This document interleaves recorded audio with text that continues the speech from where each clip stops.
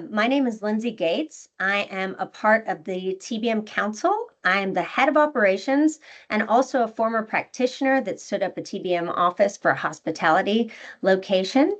So today we'll be talking a lot about subledgers, and I've got Lauren Bateman who's joining us. So Lauren, if you want to kick it off and give an intro about yourself, a little bit about your TBM journey and sort of, what gets you excited for all this. Oh, absolutely. Hello, everybody. My name is Lauren Bateman. I'm the Global TBM Finance Lead for FedEx. I've been with FedEx for about 11 years, and during that tenure, I helped stand up the TBM program at FedEx. Um, we've used TBM to support our showback and chargebacks. We've used it for some run the business, change the business analysis, and we've also used it to support business capabilities. TBM is definitely a pivotal tool for unlocking the visibility into our IT spend so that we can have different insights for better decision making.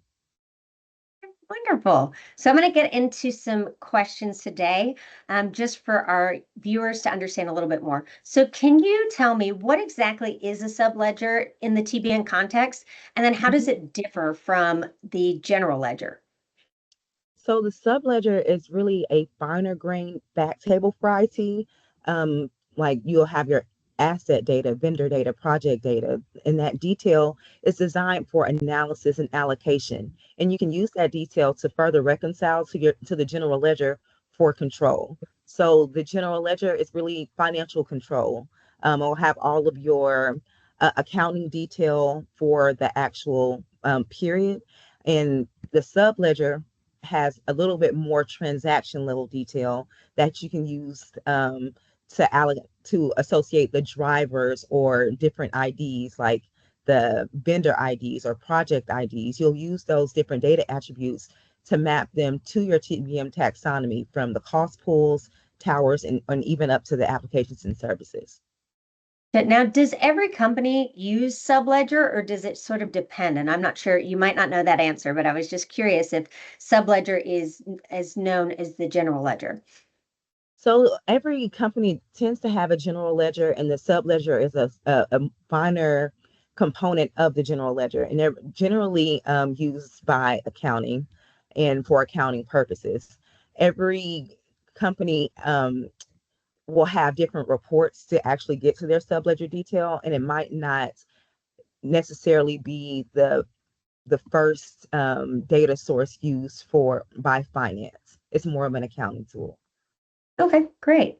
So, why are subledgers important for scaling TBM insights? How does that help support your overall allocation strategy? Well, they really unlock repeatable and defensible transparency. So, as I mentioned, when you're actually assigning the cost or the detail from your subledger to unit costs or to a tower, you have greater visibility. Okay, great. What are some common misconceptions about subledgers in IT financial management? Could you repeat that one more time, I please? said, what are some common misconceptions that exist about subledgers in the IT financial management? Well, that you might lose control. And one of the myth breakers is that it actually increases control because you have greater visibility and you'll have more control over how to assign those smaller level details to your towers or services layers. Okay, perfect. So I've got a question in the chat. And also, if anyone wants, please just put the questions in the chat. We're monitoring them now. So Conrad Hobbs asked, so is the link between subledgers and GL reconciliation accounts?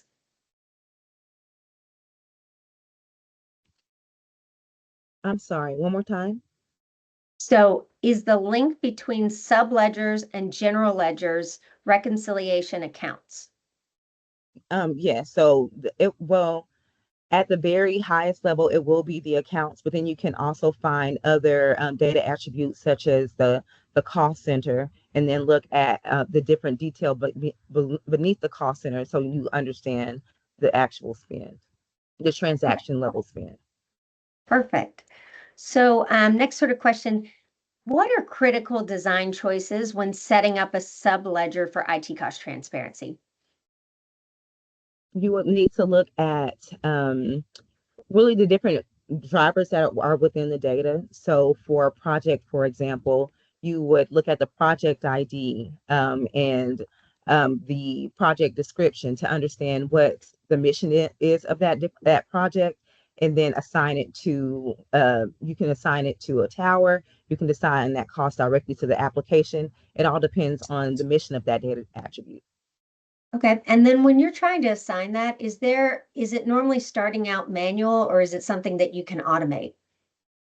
It was definitely a manual process at the beginning, but once you do that initial mapping, then you can automate the process. Okay, perfect. So how do subledgers handle allocations of shared services like cloud, networking, security? So really you'll have all of your transaction level spend from your subledger detail. So you'll have all the cloud transaction detail within your subledger, and you can take again those data attributes related to those particular costs and map them directly to the tower. So if you know that these for the asset ledger, for example, you know the hardware associated with the assets, you can tie that cost directly to the compute tower within the TBM taxonomy. Okay, perfect. So Mhm. into some of the operational challenges. And do you have any experience in the common pitfalls when implementing subledgers in TBM?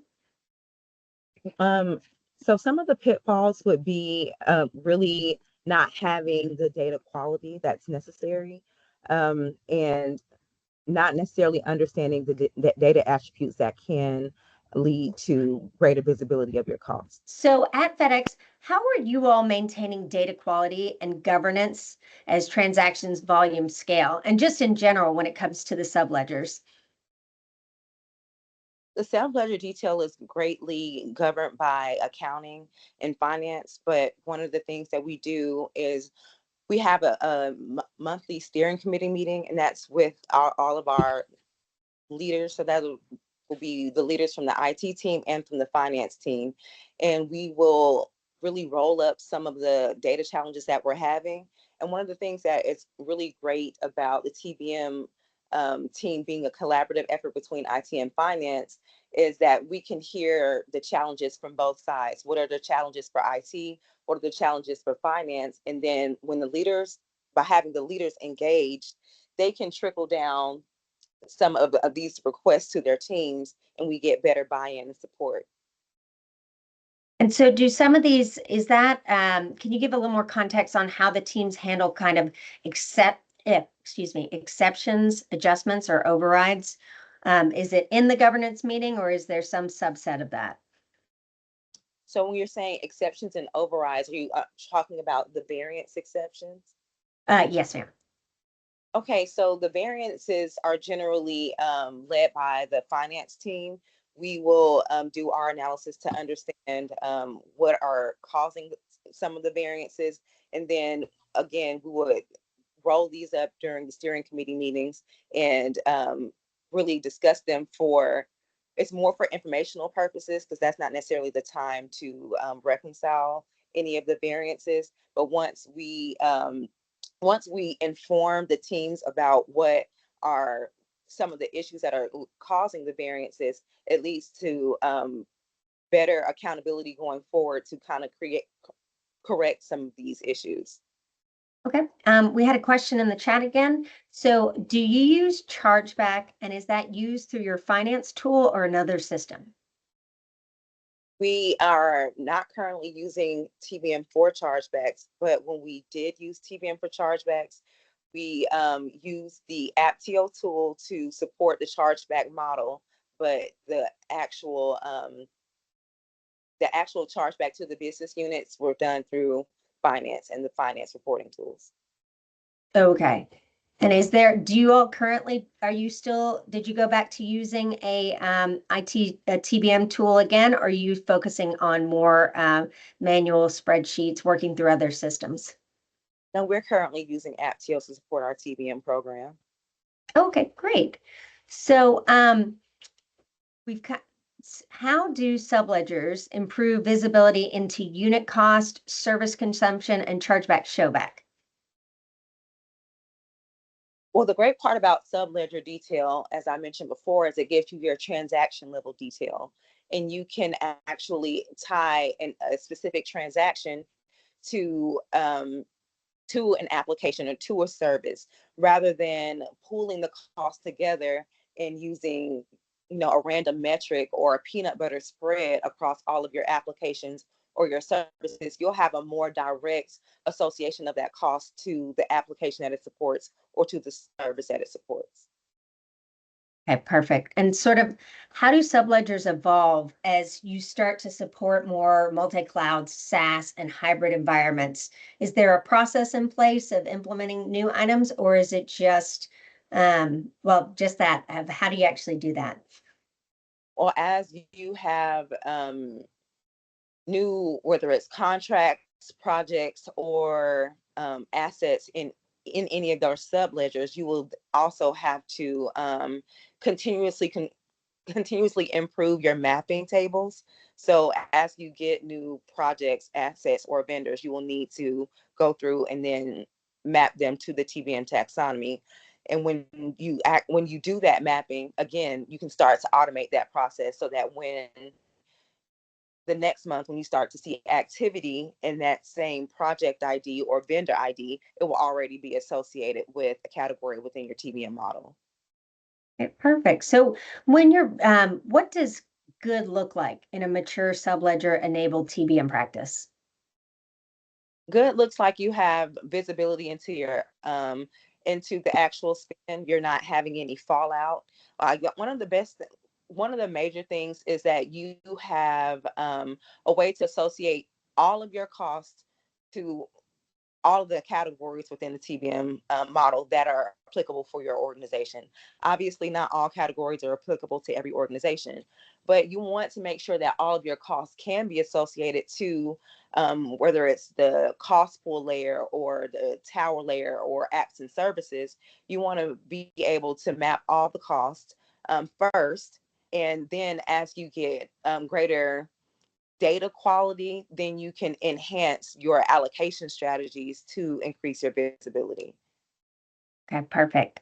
So, what lessons have you learned or experienced in implementing subledgers for TBM? Now, you subledgers may have already been implemented, but not sure if you had anything to do with that or any net new subledgers that come in, like AI, for instance. So one thing that I can say about implementing, whether it's any data source in TBM, is always use a crawl, walk, run approach instead of trying to boil the ocean or thinking that it's going to be perfect the first time. Iterate. Like the first pass at your mapping may not be perfect, but it's good to have a starting point.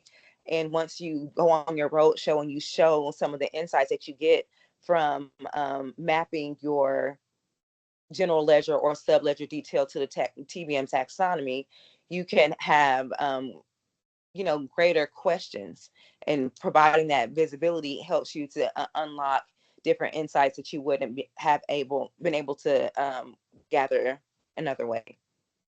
Okay, perfect. So we've got another question in the chat. This is from Steve McKillis. Sorry if I messed up your last name. Is there transparency in your chargeback showback such that it can be clearly shown by tower what amounts are being charged or shown back, or is it just a lump sum without transparency? Does that make sense? It does. So when we had our chargeback program, we definitely had visibility into the towers. For applications, it's more the cost drivers. And that is one of the standard out of the box reports if you use the Aptio tool. But there are different ad hoc reports that you can create to further drill down from the cost drivers to the actual towers that are supporting those cost drivers. Okay, perfect. Just a little caveat there. So once you get to the services level, you'll have application services, which will have your app TCO and the different towers that support that. But outside of applications, the other services like end user services, network services, technology services, you'll have greater visibility into the towers that support those, and then you'll use different metrics to show the consumption by your business units. Okay, awesome. Thank you so much. So if you had to start over, start from the beginning, is there anything that you would have done differently at FedEx in your subledger design, or you feel like it was already taken care of? I mean, that's a hard question because again, the subledger is not owned by Right. not owned by IT. It's really a tool used by accounting. And one of the things that I would say is just to make sure you have a very collaborative spirit when approaching topics like a subledger, because again, this is a tool used by accounting. So they might have other purposes behind their processes or other, rationales behind why they have the subledger set up in the way that they do. So when you enter that relationship with a collaborative spirit, you understand that you might not be at 100% perfect for your needs, but you can push the needle forward to get more detail than you would have normally had by just understanding their processes and trying to integrate your needs into the current established processes. Okay. So, everybody today is the buzzword I think everyone and anyone is saying is AI. So for AI, do you see this sort of changing the role of subledgers? Or what do you see? What do you think that it could look like in the future due to AI? I think that you can train your AI to better integrate your subledger detail and reconcile your subledger to the general ledger. Um, I don't think that AI will replace the need for subledger because subledger gives that transaction level detail. But what you can do is um, kind of speed up some of those manual processes and use train your AI model to assign the subledger detail to the TBM taxonomy using different rules that will be um, suitable for your organization. Awesome, thank you. So, how do subledgers help CIOs, CFOs, and business leaders speak the same financial language? Well, by having that transaction level detail and tying that detail to the TBM taxonomy, you'll be able to have that language. The TBM taxonomy is really what is the pivotal tool for, as you probably heard before, being the Rosetta Stone between IT, the business, and finance. When we're using the TBM taxonomy and the language within the TBM taxonomy, it kind of takes some of the guesswork out. You'll have a standardized way of speaking to the different groups that you'll be partnering with, and you can speak in the language that they'll understand. Okay, perfect. Thank you so much. Oh, sorry, going back and forth on my notes. Um, so what would you say for a company who's not currently using subledgers? What's kind of the tipping point to where they need subledgers to scale TBMI insights? It really depends on how granular you want your allocation strategies to be. Um, if you go, well, account level detail can only get you so far, and so can cost centers. When you use a large bucket of costs like a cost center and you tie that to the TBM taxonomy, it may not be a granular enough level to get that allocation refinement that will actually give you the insights to make better decisions. When you have more generic allocation strategies, you're not necessarily enhancing your visibility. By unlocking the power of your subledger, you're really tying the lowest level transaction detail to the area that it's actually supporting versus just taking a generic group of costs and again applying an even spread across the applications. That's not necessarily giving you real consumption metrics. Yeah, basically it's giving you detail, but if you want to get down to the nitty-gritty, you've got to have more detail behind that to actually verify, validate, do whatever you need with the data, correct? Take that as a yes. Okay. So I've got another question. Conrad, thank you. Oh, sorry, Lauren, what did you say? Oh, I'm listening. Oh, okay. Sorry about that. Okay. So how easy do you find it communicating with finance? Do they use accounting jargon or more accessible language? Oops, and Lauren, you're on mute. Oh, sorry about that. So Oh, when there you are. speaking with finance, we generally use terminology that is more consistent with the cost pool layer, because those terms are more synonymous with terms that finance would automatically use. But then when we are speaking again, so if we are talking to the IT team, they want more insight into like the tower detail. Mhm. So That makes again, sense. using the TBM taxonomy to really have the conversations with the business partners on the level that they speak, well, in the language that they speak. Yep, perfect.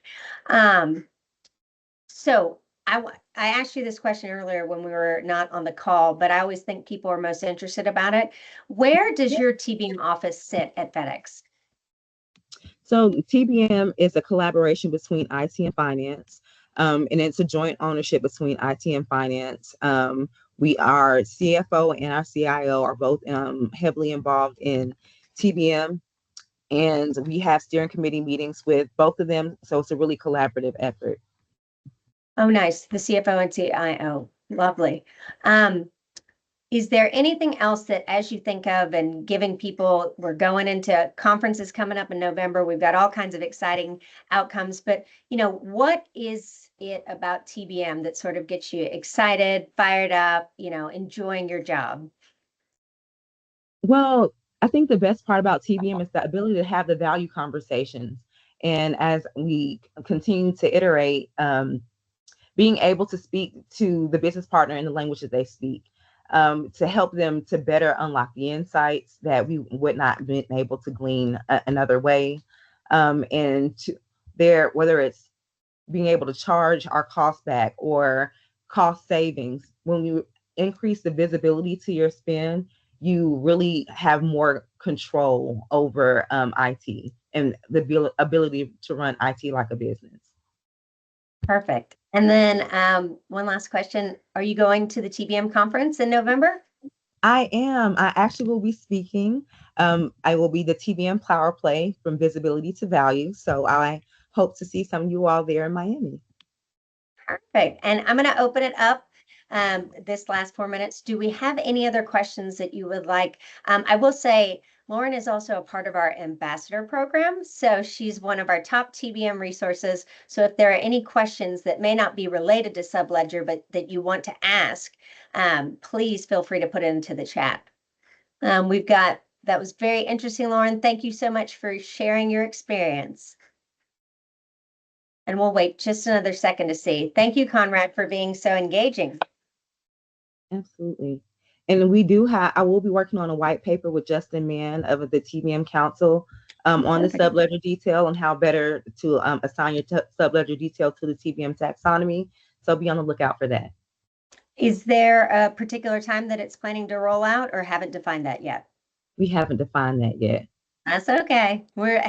We are 6 weeks to conference, and I would definitely say that it's been a wild and crazy ride. I'm looking forward to November 10th through the 12th. It's going to be amazing. And any of you who are interested, there is the TBM Conference 2025 website that you can register for. Look at the information and the speakers and see what we're talking about, who we're talking about, and where we're talking about. All right, so I take it that we don't have any more questions in the chat. So, perfect. So I just want to say thank you so much, Lauren, for coming out, letting us know. Thank you for being an ambassador and one of our speakers at the conference. And I hope everyone enjoyed this conversation and looks forward to learning more. So thank you so much. Thank you.